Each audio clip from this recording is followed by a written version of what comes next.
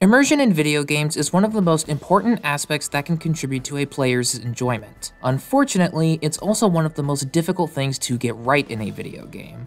Not only are there different kinds of immersion, but the continued success of that immersion during a play session often relies on the other parts of the game working as intended. Whether it be the player stepping foot into a world ravaged by weather and groups of non-patrioted warriors struggling for survival, becoming the commander of one of the world's top superpowers in a world where World War III is fought with armies rather than nukes, stepping into the shoes of a Formula 1 driver and competing in the world's premier Motorsport series, going undercover to bust organized street racing and car smuggling groups, managing both the land and naval fight against an alien invasion force. Whatever the game may be, in some form or another, immersion is crucial. Crucial enough that I'm making this video on it. Some of you may be asking why I'm dedicating a video to this topic, and that's a fair question. When it comes to the design of a video game, we're more so concerned about its core gameplay, story, stability, how predatory and pay-to-win its microtransactions are, things like that. However, remember at the start when I said the immersion often relies on the other parts of the game working? That's what the parts of a video game can add up to. Immersion isn't one of the core parts of a game, it's one of the results of those core parts. What kind of immersion is taking place and whether it's good or not varies by game. While I'm not going to be able to cover every kind of immersion possible with there being so many factors that go into it, I do want to highlight a few examples of immersion done right.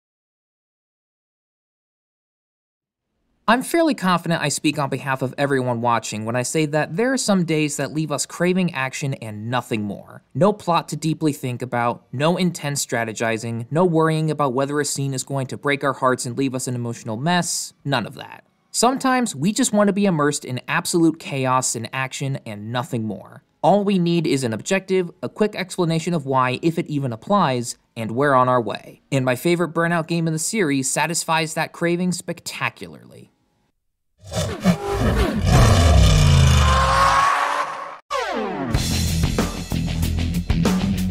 I know those are going to be fighting words for some people, me saying that Revenge is my favorite Burnout game. Even though Revenge is my favorite, I can easily see where you're coming from if you think Takedown or another game like Paradise, for example, is your favorite. Regardless of which one is your favorite though, Burnout is known for its high-intensity racing while mixing in the chaos of car combat. Burnout Revenge knows that it's the furthest thing from a simulator that you can get, and it shows its arcade flavor proudly. From the introduction video that establishes the world for you, to the menus where there's always an audio cue that adds that extra little oomph when making your choices, to the racing itself where you can do things like shunt traffic cars out of the way so long as you're on the right side of the road. Or if you want to initiate car combat with the opponents in the event, by all means, go for it. Not only are you allowed to do so, but initiating rivalries and enacting, well, revenge on anyone who has taken you out is encouraged. This isn't a game where you're going to win by playing nice. This is a game where you temporarily set your good sportsmanship values from other games aside in favor of satisfying those personal urges of being not just the best, but the best in style. The vehicles themselves handle beautifully for this game, and that is the most important thing to get right in any racing video game. The physics of the cars paired up with the roads you're on match perfectly. They're super agile, nimble, able to make turns fast enough to dodge traffic, take a shortcut, or make a sudden and daring move on an opponent. Yet they're also hefty enough to make moves such as shunts into traffic or other opponents, or moves such as drifts feel great to do. Right from the beginning, we're already on a good note, but the rest of the game is amazingly crafted too. There's a good number of event types to choose from, giving variety as to the kind of chaos that'll be occurring on the road. There's traffic attack, where your goal is to cause as much damage as possible by destroying as many traffic cars on the road as you can. There's your traditional circuit race, where you have to place first, and you're going to need to fight fire with fire in order to win. There's Road Rage, where you're tasked with wiping out as many opponents as possible before you're totaled. And, of course, the ever-loved Crash Mode, just to name a few. The visuals and audio play a big part when it comes to immersing the player as well, most notably when it comes to the takedowns and earning score. When you wreck another opponent, the camera will cut to their car in slow motion for a few seconds, letting you get a nice up-close view of the destruction that you just caused. Slow motion angles and the audio doing that fade out then back in effect, whatever the name of that is, so you can focus on what just happened for a brief moment before returning to the action in a timely manner is crucial.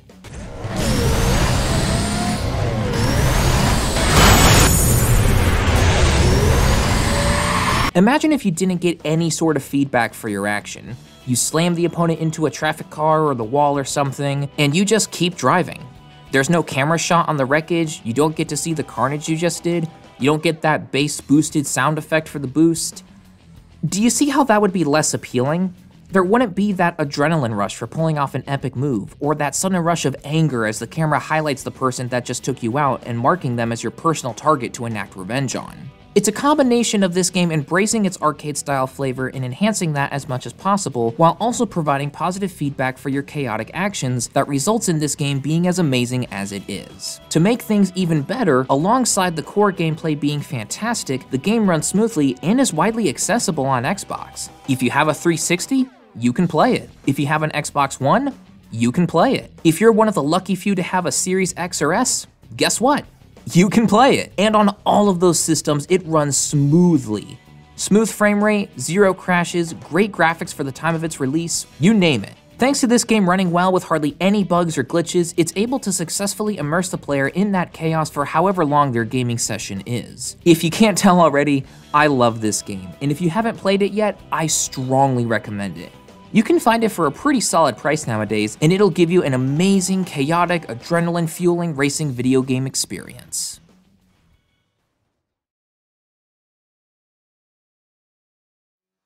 Formula 1 2019 is what got me introduced to not just the video game series, but the sport itself. While I'm by no means a die-hard Formula 1 fan, I am enough of a fan to remain in the loop about whatever is going on in the current season, understanding more F1 jokes, having a favorite track, looking forward to the next generation of cars, you get it. But going back to the video game series, ever since F1 2016, the game has featured some kind of career mode. Whether it be a more traditional career mode where you sign up for one of the established teams, or if you decide to be the owner-driver of your own team. Either way, this has allowed the player to get a small glimpse as to what the life of one of these elite drivers is like. Of course, this doesn't convey every single aspect of a Formula 1 driver's life, just the aspects where it concerns the event itself. But what's included here in these games that do feature a career mode have done a really good job at not only nailing the actual gameplay when you're out there fighting for positions, but also just the general immersion of it all.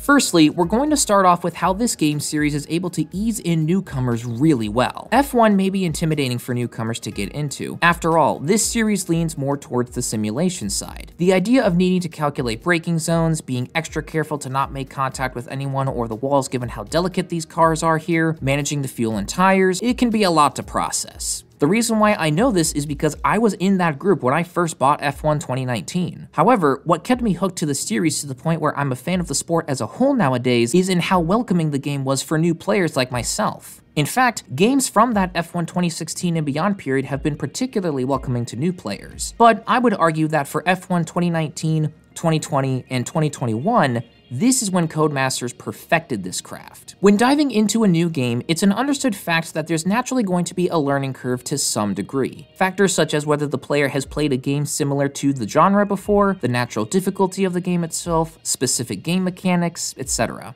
However, the most important factor, I would argue, is in how welcoming the game is for these new players. Sticking with F1 2019, this game did wonders in settling me in. The wide variety of options that I could tweak allowed me to go at my own pace. Naturally, I started out worried and with a lot of assists enabled and the difficulty lowered. But over time, as I got used to the game, I gradually lowered the assists and upped the difficulty. By F1 2020, I was comfortable enough to race consistently on simulation damage, no guidance line, AI difficulty set to at minimum hard if not expert, you get the idea.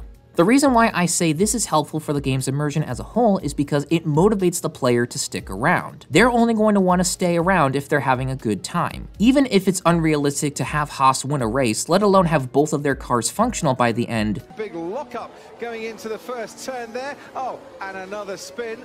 And another Haas, but it's Nikita Mazepin again. If that's what'll ease the player into the game and series as a whole, then by all means, they can go for it. For a point of reference, I went ahead and chose McLaren in F1 2019 and went on to win both the Drivers' and Constructors' Championship for my first time playing. F1 veterans would have yelled at me if I posted that footage to YouTube, no doubt, but for me, that's how I was able to get comfortable. This means that no matter if you're a rookie or a veteran of the games, you can have a blast playing them either way. Which leads me into the next big point of immersion for the game, the on-track action. For the events, each one is treated with the seriousness and respect shown in the real world. Of course, this being a video game, the commentary can be a little stiff and repetitive if you play the game long enough and listen to it. But it's still a really nice addition to be able to get an introduction to the track and hear David Croft and Anthony Davidson talk for a minute or two before the start of the event.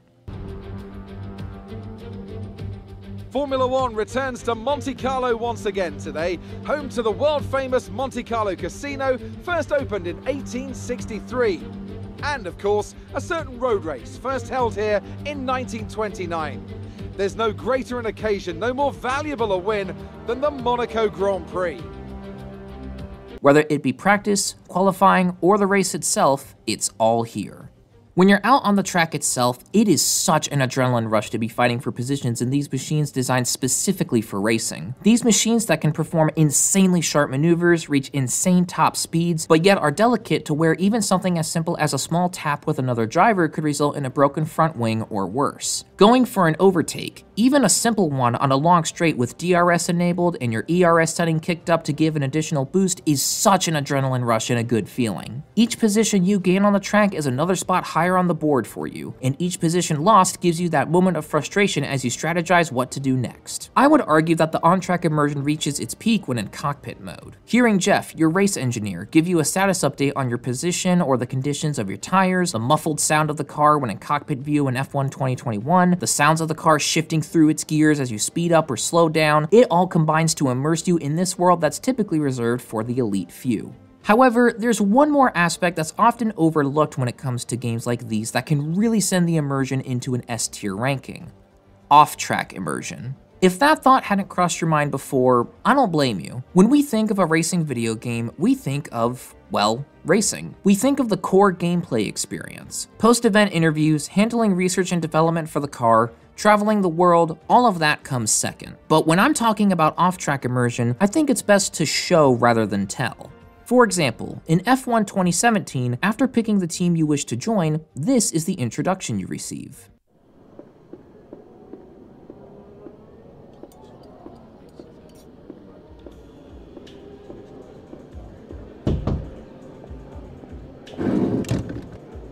Yes, and I respect that, but my client has a championship to contest. So if you want our participation, I'm afraid the concessions are mandatory. Yes, that's fine. Get back to me when you can. Goodbye. No one ever just signs the contract. Anyway, thanks for coming by on such short notice. I just needed to cover a couple of quick things with you before you race. Firstly, as requested, there's a copy of your contract. It's a rolling deal. However, the team reserves right of termination if you fail to meet performance standards. You're second driver for now, but work hard, hit your targets, and I'll be able to sweeten the deal.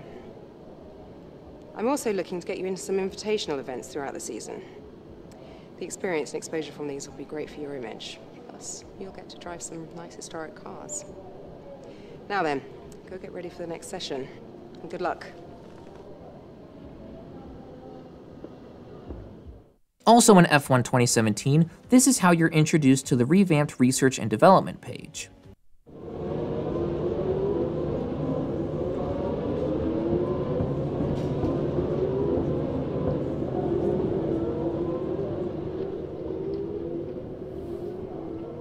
You got my message. Perfect.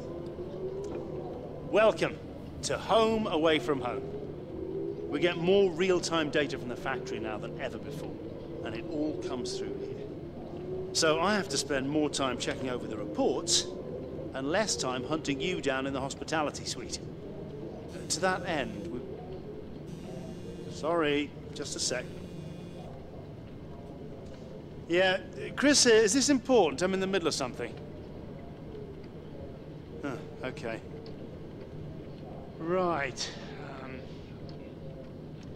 Well, that makes no sense. Have Sarah reset the simulation and run it again. Okay. Sorry about that.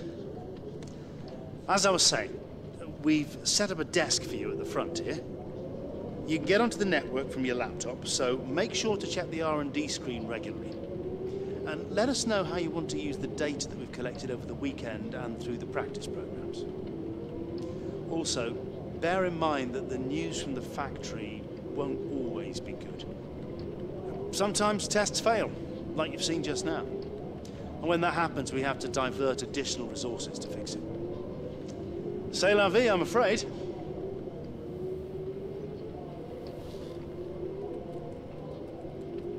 And one last thing for this game. During each event, you're located at your team's paddock when not on the track. It's a small detail, but it's one that I think should return for future entries. It gives you this feeling of traveling around the world, being able to see part of the track and its surroundings. Compare that to sitting at a desk where it's the exact same layout for every track of the season. Not even the environment outside is changed to any degree to reflect the different tracks available. Going back to the moment of being hired for a team, this is how you were hired for your team in F1 2019.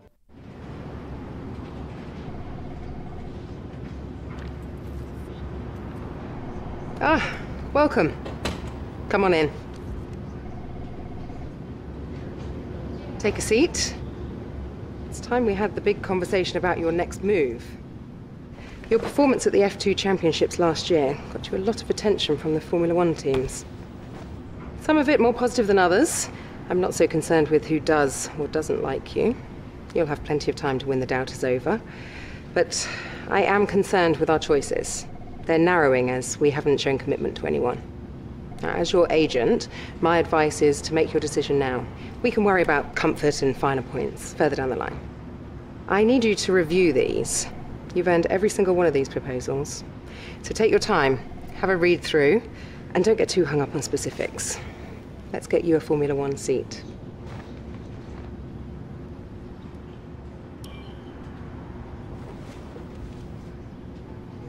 Excellent choice. From my conversations with them, they're going to be very excited to pursue this opportunity with you. I'll let them know our intentions immediately. I'll have to clean up some final details with them, but that's what you pay me for. Other than that, congratulations. You've earned it.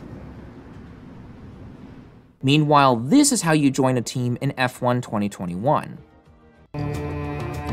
Last but not least, we need to decide which team to sign with. Choose carefully, as once you reach F1, the team you drive for will expect you to deliver appropriate results.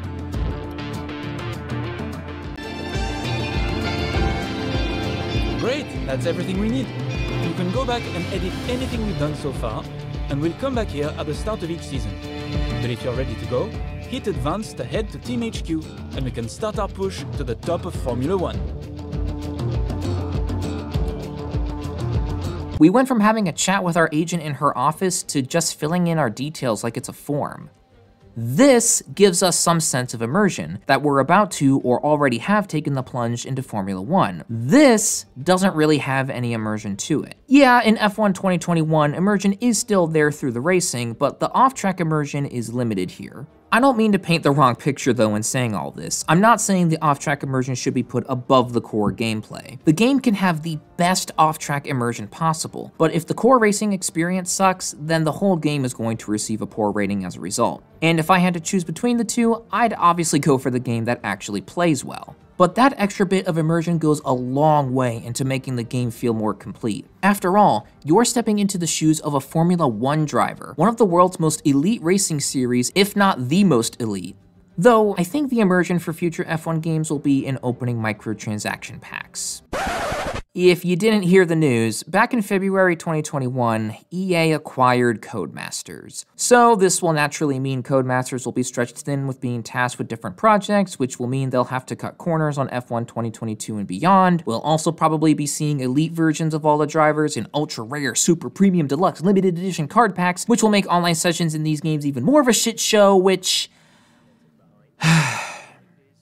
While the F1 games have been able to immerse the player in the world of an F1 driver, I think that within the next year or two, that immersion will go away thanks to this bastardized company. I didn't mean for that segment to end on such a sour note. I apologize. Anyway, let's move on.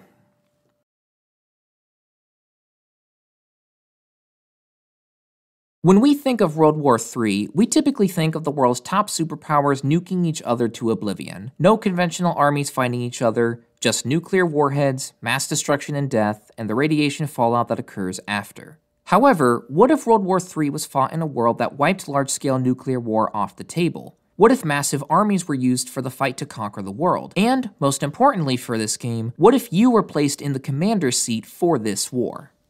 Tom Clancy's Endwar is one of my favorite real-time strategy games that I have ever played. It features an easy-to-learn but hard-to-master rock-paper-scissors kind of combat, different units with strengths and weaknesses, lots of replayability with 3 different factions and multiple paths to conquer the world for each, and so much more.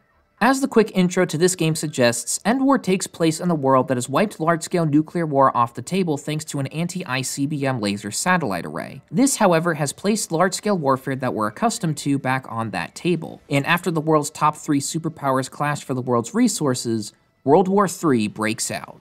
That premise would be interesting enough, as not too many games explore what a full-blown non-nuclear World War III would be like. Most of the time, the game or story is about preventing that war from breaking out in the first place. But what makes this game even more unique is in how it immerses you in being a commander. RTS games naturally have you as a player assuming a commanding role of some sort. You're given a wide variety of options to select and paths to take, and most of the time the player is immersed just from the setting and the wide variety of things they can do alone. However, Endwar takes it a step further in a lot of areas. Firstly, the game decides to have your view be alongside the other units in the game rather than the traditional top-down view, with there being one exception to this.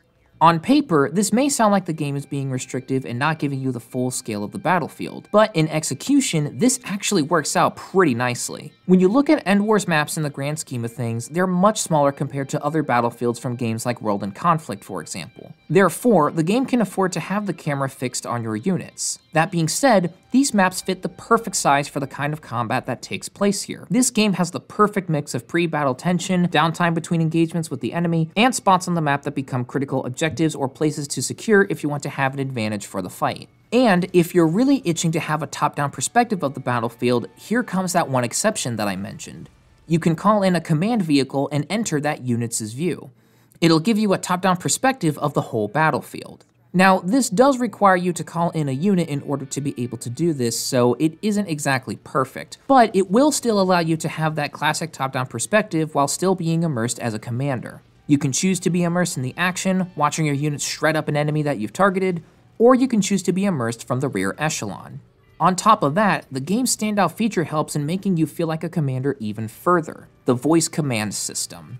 The voice command system at first may sound like a bit of a gimmick, and it may even sound impossible to implement given how much action can be going on at once. But Endwar achieves this added gameplay mechanic perfectly. Your units and the enemy's units are split up into, well, units. Unit 1, 2, 3, 4, and so on for your side. Enemies are hostile 1, 2, 3, 4, and so on. Alongside that, you've got objectives, rally points you can designate, on top of special commands you can give to any off-map supports that you've acquired in the barracks. The barracks being the place to upgrade your army. The voice command system works as follows. Hold down the trigger or button to activate it, select the unit, give the action, the off-map support also counts as actions here, give the target, then release the button or trigger. Combining the voice command inputs with the traditional button inputs will make anyone in this game a lethal commanding machine. That being said, there are the occasional moments where the voice command system will either mistake your number that you said, or just mishear you entirely. Luckily though, these moments are very few and far between, as the system itself performs spectacularly the large majority of the time. Additional smaller details further immerse you in the battlefield as well. Infantry units, when they're out of combat, will banter with one another.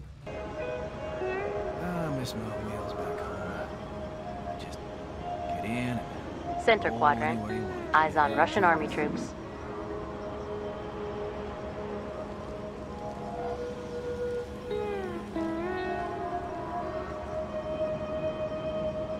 Turn me loose, Sarge. I'm Check a Delta. killer. Units that are tearing the enemy to shreds will cheer and laugh as their bloodshed continues. Easy picking, sir. We're slaughtering them! Check Lima. We have secured it. We have multiple units ready to deploy. This is Shotgun. Kill them! Keep it up! The units will reach out to you to inform you on their progress of destroying the enemy unit, or let you know if they get into any trouble. This long arm. Hostiles in range. Opening fire. This is long arm. Got a kill, sir. We can let the hostile unit evacuate or attack it again to finish it off. Enemy is taking damage. Long arm here. Hostiles are taking hits. Over here. Engaging hostile. Hostile eliminated. Details like those aren't at all necessary for the core gameplay experience, but it gives the game that much more immersion as a result, and I love it. If you're looking for a new real-time strategy game to play for either console or PC, then I would strongly recommend Endwar. Even if the online theater of war component is inactive nowadays, the single-player content has a lot of replayability to it that'll keep you hooked for multiple sessions.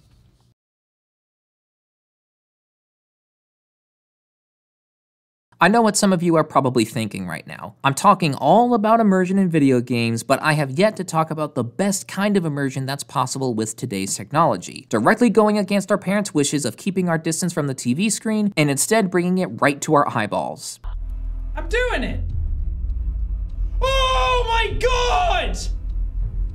No! Oh my god, I actually feel like I can't do it. And I don't blame you if you've been itching for me to address this, but the reason why I waited so long is because I wanted to save the best for the latter half. Virtual reality is the best way to be immersed in a video game without question. It directly places us into the action and the closest thing to reality that we can achieve at the present moment. Whether it be flying fighter jets, serving as a mercenary fulfilling independent contracts, fighting on an alien planet, you name it. For this particular game, however, we're going to be looking at what happens when the player is immersed in horror.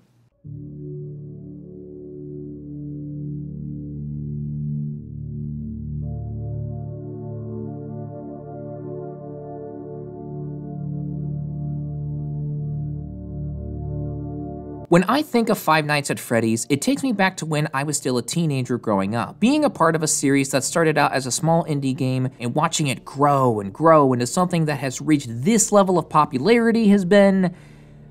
it's been a little overwhelming, actually, I'm not gonna lie. Part of me wishes to be able to rewind time and go back to thinking about the different possible theories that people were coming up with. To be thinking about what secrets would be revealed in the next FNAF game rather than any of the problems that I face as an adult today is... man, I really wish to be able to do that again someday.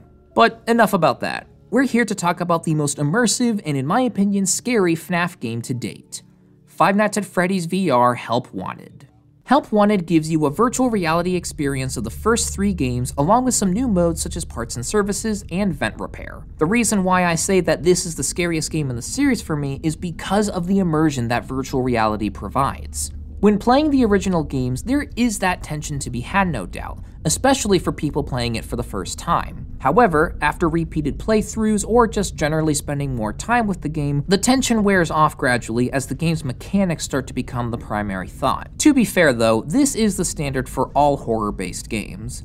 For something like a linear progression game, for example, you'll know when the jump scare is on your second playthrough. While FNAF is a quick resource management / survival game in comparison, that mentality applies here as well. The way the animatronics move and behave will naturally become more noticeable for people who play the game long enough. Help Wanted is in the same boat that all horror games are when it comes to the repeated playthrough mentality, but with one ace up its sleeve. If you've played this game or any other good VR horror game before, you'll know what I mean when I say that the tension of being in that game's world always lingers, no matter how many times you replay it. Even if I do by now have an understanding of how the game's mechanics work, there's always that tension for me. Horror games are at their best when the tension and anticipation is more prevalent than whatever jump scare happens at the end. There's a difference between cheap jump scares and legitimate panic-inducing sounds and visuals. The tension of seeing Bonnie or Chica march down the hall, seeing just how massive these animatronics are, watching them slowly turn to look at you before you slam the door shut on them. Free roaming mode at night. Something about their servos locking up and they get turned off for too long. They used to be allowed to walk around every day too, but then there was the bite of 87. Yeah, it's amazing that the human body can live without the frontal lobe. Instead of just pounding on the door, this time Foxy also uses his hook to claw away at it.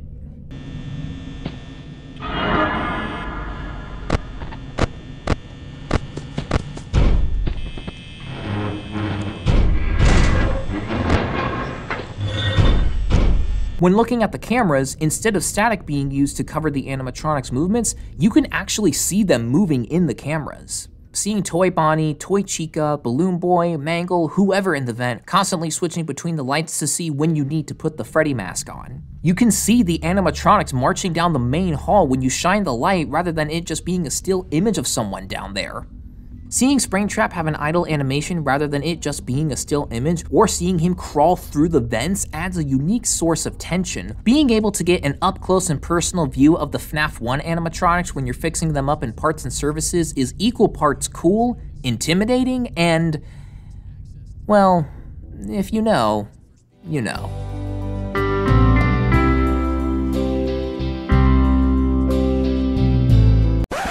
What did he say? Hey, yo, what the fuck? You want to run that by me again?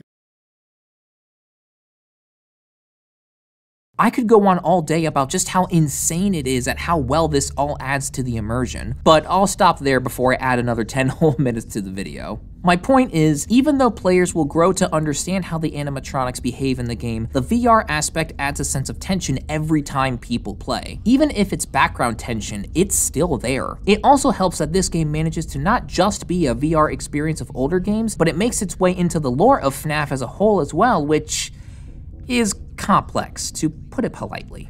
All of this adds up to an experience that, whether you've played the Five Nights at Freddy's games before or not, provides an amazing immersive horror experience that'll keep you tense and on the lookout each time you play.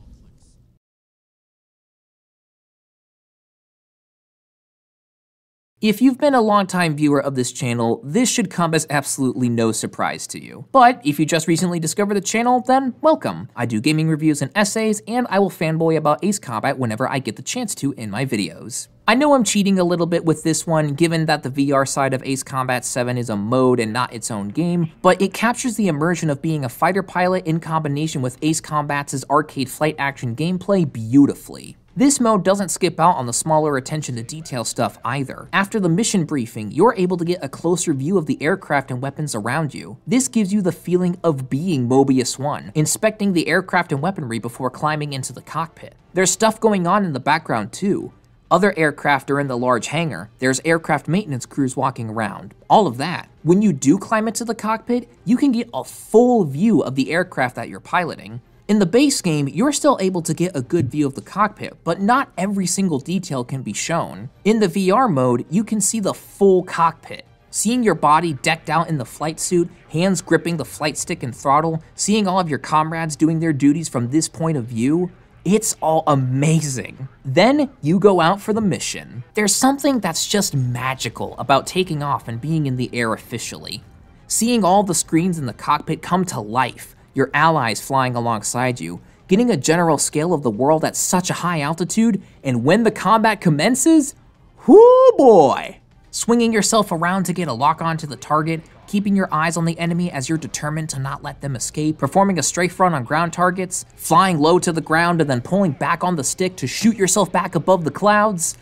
Like I said, it's magical how amazing the feeling is. The game even has an extra air show mode where you can watch from an aircraft carrier as your fellow pilots perform aerial maneuvers based on what you want to see. Now, I don't want to give the wrong impression. You shouldn't buy a PlayStation VR for the sake of 3 missions. If you're planning on playing other VR titles to justify the purchase of this VR headset though, then this game is a must and you should absolutely try it out if you get the chance. I am aware that there are flight simulators out there featuring something similar. Perhaps not a virtual reality headset, but a moving chair to imitate the movements of an aircraft, 3 monitors to give the player a full view, a flight stick for aircraft control, that whole deal. For some people, that can be just as immersive as strapping on a VR headset. I'm not here to make the claim that you need a VR headset to be immersed as a fighter pilot, or immersed as anything or anyone for that matter. I'm just here to describe one of the many possibilities for a situation such as this one. Being fully immersed in a video game can do wonders for the player and their enjoyment. No matter what kind of immersion the game is attempting to pull off, if the game can successfully do that, then it's one step closer to being considered a great one. Now, being immersed in a video game doesn't mean it's instantly perfect with no flaws whatsoever. There may be cases such as Backbone, for example, where the game has an amazing first half where it immerses you as this private detective in this mystery-solving game, but then the game collapses towards the second half. Or Mass Effect 3, where its ending single-handedly broke the immersion and enjoyment for lots of people. How about any multiplayer games where the game is released too early due to publisher demands, which results in lag, things not saving properly, crashes, etc. This is why at the start of this video I said that immersion was a result of the game, not one of the core parts that goes into it. That immersion comes from all of the other parts of the game working as intended. This also means that there will hardly be a situation where the player is immersed 100% from start to finish. There are those few games that can pull that off, but the large majority of them cannot. Especially in today's gaming culture of releasing the game first, then fixing it later and treating the fixes as new content. This makes it so that immersion, especially the kind that lasts from the start of the session to the end without any interruptions on the game's part, is a lot more difficult to come by nowadays. But then again, in this day and age, it's a miracle to even be immersed at all at times. With games constantly shoving advertisements in your face, prioritizing their store over any other aspects of the game, making it so that the game is inherently pay to win at launch, you name it. I've been talking all about how immersion is important to the enjoyment of the game, and that still stands without a doubt. But for the final argument I'll make for this video, I want to discuss how these games can be that temporary relief for some people. Let's face it, living sucks. Having your consciousness stuck in a flesh prison until you go to the pearly gates is unbearable enough. Therefore, we all have hobbies that we like to indulge ourselves in, and for lots of people, that hobby is video games, myself included. Video games can immerse you in a whole new world where you can take those oh so sweet few hours out of the day to not stress or worry about the real life world. I'm not saying this immersion is flawless though, life happens. We've all hopped into an online multiplayer gaming session at one point or another with the intent of winding down, only to get our asses handed to us because that day just wasn't our day. Therefore, what variables the game can reasonably control is what should be highlighted here. Whether it be a single player mode, a multiplayer mode, a co-op mode, whatever it may be. It's an unfortunate fact in the gaming space that AAA games are often viewed in the lens of how much money it can make for the publisher and developer first. EA and Activision are the most notorious publishers when it comes to this issue. It's the reason why indies have seen a spike in popularity, because there are no greedy publishers controlling them. All of this is to say that immersion is a difficult thing to achieve, which is why when a game does manage to capture our attention and captivate us in the game's world, it's even more of an astounding achievement nowadays. Now comes the part where you viewers chime in. What are your thoughts about immersion in video games? Do you share the same thoughts that I do? Do you perhaps have a different viewpoint that could shed some light onto something? Let's get a little discussion going in the comments down below. I'm interested to see what you all have in mind. With all this being said, that brings us to the end of the video, everyone. Thank you all for watching. I hope you enjoyed. If you did, go ahead and hit that like button, and if the idea of video game reviews and essays sounds like something you enjoy, go ahead and hit that subscribe button, and be sure to hit that bell so you can be notified of all future uploads. Until next time, this is Thunderous Fulf, signing off.